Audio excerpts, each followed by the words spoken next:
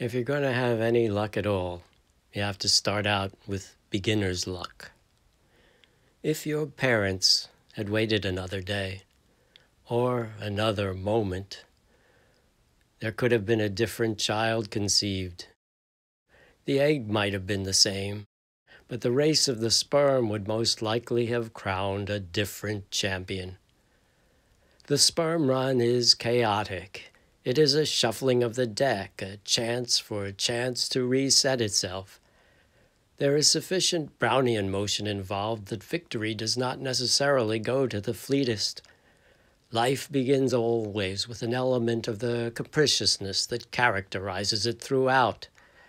But were life predictable, it would not be worth its own while. Life is full for being full of choices, conscious and unconscious, whose outcomes cannot be clearly foreseen. Small choices that make great, unknowable differences. Choices made with scarcely a thought. Choices like waiting another day or another moment. So you see, you could easily not have been born, but you were. So what are you crying about? Think of all those who could easily have been born but weren't. Is that a fair deal? Maybe you got a rotten deal, but at least you got a deal. Many don't get that, and they don't complain. The deal is you're either dealt in or dealt out.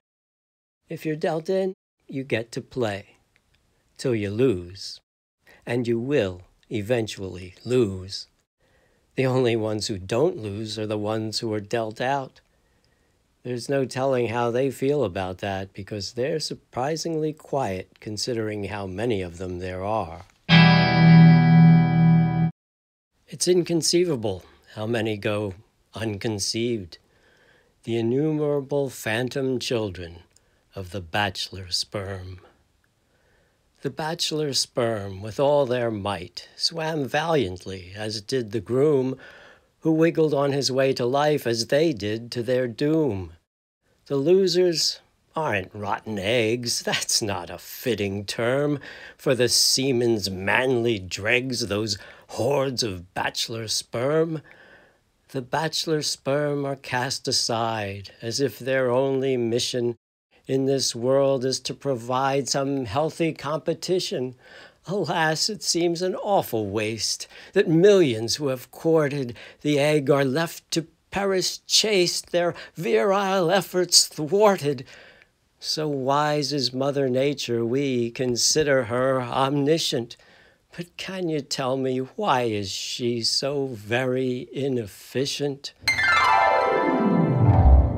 The other side of the sperm story, from the winner's point of view. He only wanted to go for a swim with the guys.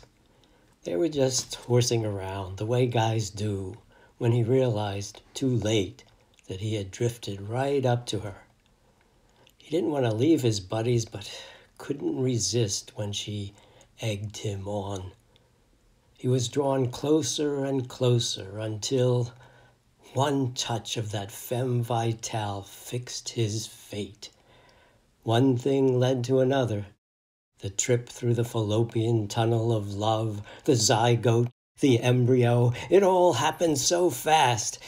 Now he had responsibilities that would dog him for decades, through which he would think back fondly to the happiest time of his life, those carefree moments he spent with his fun-loving companions. And as he trudged on through the years, he wondered whatever became of the old gang.